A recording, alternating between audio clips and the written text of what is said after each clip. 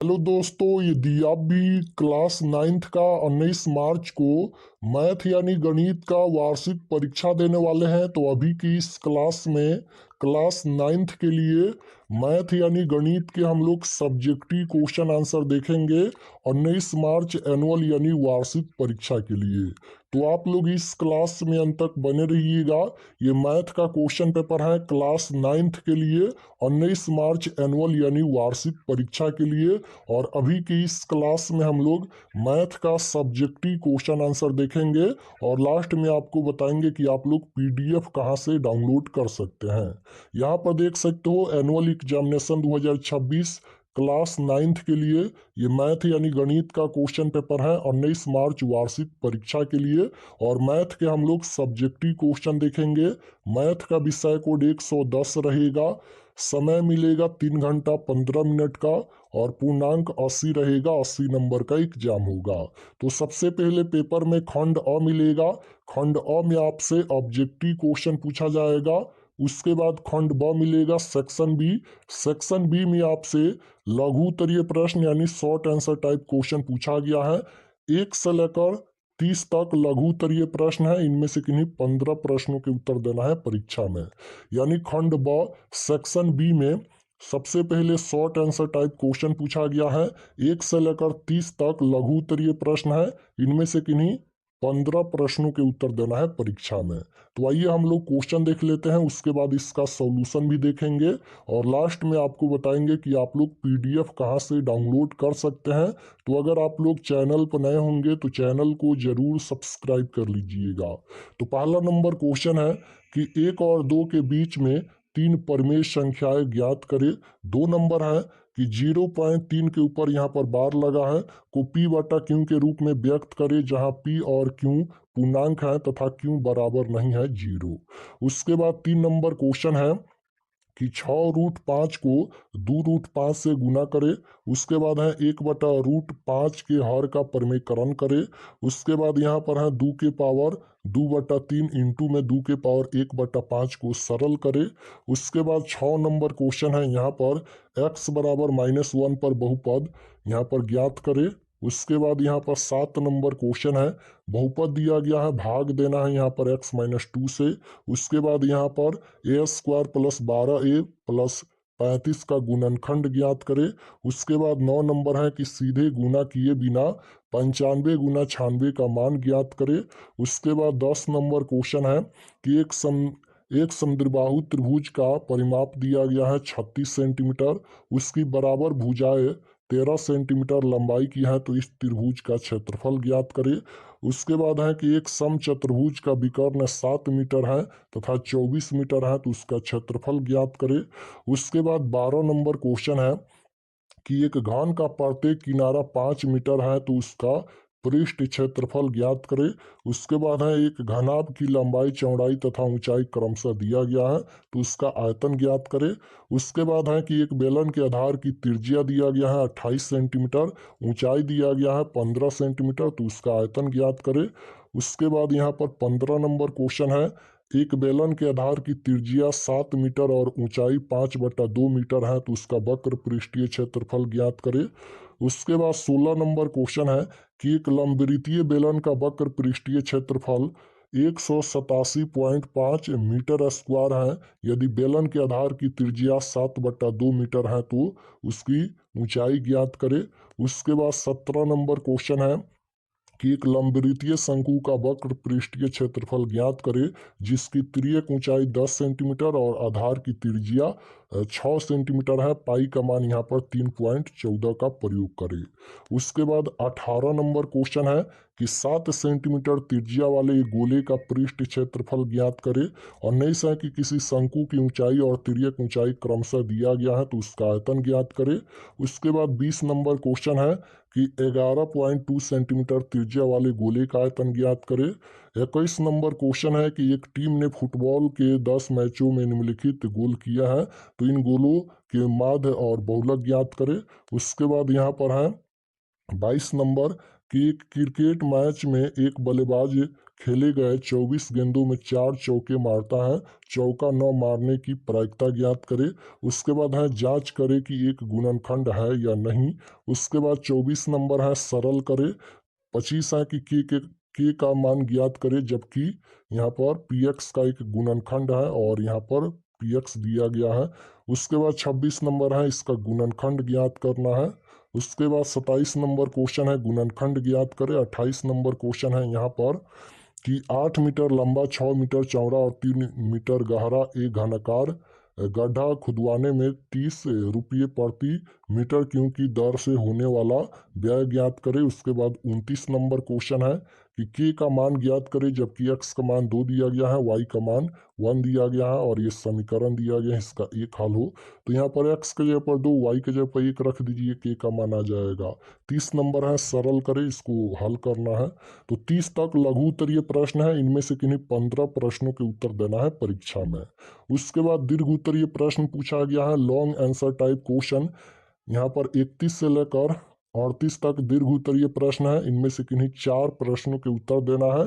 प्रत्येक प्रश्न के लिए 5 अंक निर्धारित है, यानी 8 क्वेश्चन पूछा गया है दीर्घ उत्तरीय प्रश्न में, इनमें से 4 प्रश्नों के उत्तर देना है परीक्षा में।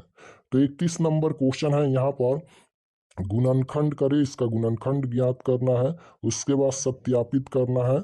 उसके बाद 33 नंबर है दो चरों वाले रैखिक समीकरण का आरेख खींचे। उसके बाद है उस गोले की त्रिज्या ज्ञात करें जिसकी पृष्ठीय क्षेत्रफल दिया गया है। उसके बाद 35 नंबर क्वेश्चन है कि दर्शाए कि किसी समबाहु त्रिभुज का प्रत्येक कोण 60 डिग्री हो। उसके बाद 36 नंबर क्वेश्चन है यहाँ पर। उसके बाद यहाँ पर 37 नंबर क्वेश्चन है कि 5 सेंटीमीटर तथा 3 सेंटीमीटर त्रिज्या वाले दो वृत्त दो बिंदुओं पर प्रतिच्छेद करते हैं तथा उनके केंद्रों के बीच की दूरी 4 सेंटीमीटर है, वहनिष्ठ जीवा की लंबाई ज्ञात करे। उसके बाद ये 38 नंबर क्वेश्चन है कि एक त्रिभुज एबीसी की रचना जिसमें कोण बी बराबर 60 डिग्री, कोण सी बराबर 45 डिग्री और A B plus B C plus C A बराबर यहाँ पर 11 सेंटीमीटर दिया गया है। तो 38 तक क्वेश्चन पूछा गया है, सभी क्वेश्चन हम दिखा दिया है और चलिए इसका सॉल्यूशन दिखा देते हैं और लास्ट में आपको पीडीएफ बताएंगे कहाँ से डाउनलोड कर सकते हैं। तो यहाँ पर प्रश्न संख्या 1 पूछा गया था कि 1 और 2 के बीच में 3 परिमेय संख्या ज्ञात करें, तो इसका सॉल्यूशन किया गया है। सबसे पहले अपने आप से सभी क्वेश्चन का सॉल्यूशन कीजिएगा। तो यहाँ पर हमें 3 परिमेय संख्या निकालनी है, इसलिए हम n का मान 3 रखेंगे। अब यहाँ पर n प्लस 1 है तो n के जगह पर 3 रखेंगे तो 3 प्लस 1 यानी 4 हो जाएगा। 4 से ऊपर और नीचे यहाँ पर गुना करेंगे, 4 से ऊपर और नीचे गुना करेंगे तो यहाँ पर गुना किया गया है। 4/4 8/4, तो यहाँ पर 4/4 और 8/4 के बीच की 3 परिमेय, यहाँ पर 3 संख्याएं हो जाएगा 5/6, 6/4 या 3/2 और 7/4 हो जाएगा। तो यहाँ तक इसका सॉल्यूशन हो गया। उसके बाद यहाँ पर क्वेश्चन नंबर 2 पूछा गया था, इसको p/q के रूप में व्यक्त करना है। तो यहाँ पर x का मान 0.33 समीकरण 1 हो जाएगा। यहाँ पर देखिएगा चूंकि एक ही अंक दोहराया जा रहा है इसलिए दोनों तरफ 10 से गुना करने पर, तो 10 से गुना करने पर 10x बराबर 3.333 और यहाँ पर ये समीकरण 2 हो जाएगा। अब समीकरण 2 में समीकरण 1 को घटाने पर, यहाँ पर ये समीकरण 1 है, ये समीकरण यहाँ पर 2 है, इसको घटाएंगे तो 9x बराबर 3, तो x बराबर 3/9, तो 3 तिहाई 9, x का मान 1/4 आएगा। उसके बाद यहाँ पर क्वेश्चन नंबर 3 का सोल्यूशन है। यहाँ पर 6√5 को 2√5 से गुना करना है, तो यहाँ पर रूट से गुना करेंगे और इसको यहाँ पर गुना करेंगे। तो यहाँ पर देखिएगा ये दिया गया है, तो 6 गुना 2 हो जाएगा, यानी यहाँ पर देखिएगा 6 गुना 2 हो जाएगा और रूट में रूट से गुना होता है तो √5 गुना √5 हो जाएगा यहाँ पर। तो 6 दूना ये 12 हो जाएगा और √5 में √5 से गुना करेंगे तो √25 और √25 का वर्गमूल कितना होता है 5 होता है, तो 5 हो जाएगा। तो 12×5 = 60 हो जाएगा, तो यहाँ पर इसका आंसर 60 आएगा। उसके बाद यहाँ पर 4 नंबर है, इसका हर का परिमेयकरण करना है। ये ऊपर वाला अंश होता है, नीचे वाला हर होता है, तो हर का मान कितना है √5 है, तो इसका हर का परिमेयकरण करेंगे। तो यहाँ पर लिखा गया है हर का परिमेयकरण करने के लिए अंश और हर दोनों को √5 से गुना करेंगे। तो यहाँ पर देखिएगा 1/√5 दिया गया था, 1 में √5। अब यहाँ पर ऊपर में भी √5 से और नीचे में भी √5 से गुना करेंगे तो नीचे हो जाएगा √5 गुना √5 यानी 5 हो जाएगा, और ऊपर में यहाँ पर 1 गुना यहाँ पर √5 करेंगे तो √5 हो जाएगा। तो 5/√5/5 आएगा, तो यही इसका आंसर हो जाएगा यहाँ पर। उसके बाद यहाँ पर 5 नंबर क्वेश्चन का सोल्यूशन है। इसको सरल करना है तो घातांक के नियम ये फार्मूला होता है। अगर a के पावर m इंटू a के पावर n है, यहाँ पर देखिए इस रूप में है, यानी 2 के पावर 2/3 इंटू में 2 के पावर 1/5 है, तो ये फार्मूला हो जाएगा a के पावर m इंटू a के पावर n। m और n यहाँ पर ये संख्या है, तो यहाँ पर इसका फार्मूला होता है a के पावर m प्लस n, यानी यहाँ पर जब ये दोनों समान होता है तो पावर जुटता है। तो यहाँ पर 2 के पावर में यहाँ पर 2/3 पावर है और प्लस में 1/5 यहाँ पर पावर है। तो इस प्रकार से जोड़ेंगे तो कितना आएगा, यहाँ पर इसको जोड़ लीजिए। 2 के पावर में यहाँ पर 5×3 = 15, ये एलसीएम हो जाएगा, और ऊपर में कितना हो जाएगा 3×5 = 15, तो ऊपर में हो जाएगा 5×2 = 10, ऊपर में 10 हो जाएगा, और प्लस में यहाँ पर 5×3 = 15 तो 3 हो जाएगा, यानी 2 के पावर में 10 और 3 13/15 आएगा। तो यही इसका आंसर आएगा 2 के पावर 13/15। यहाँ पर देखिए 2 के पावर 13/15 इसका आंसर आएगा। उसके बाद यहाँ पर 6 नंबर क्वेश्चन पूछा गया था।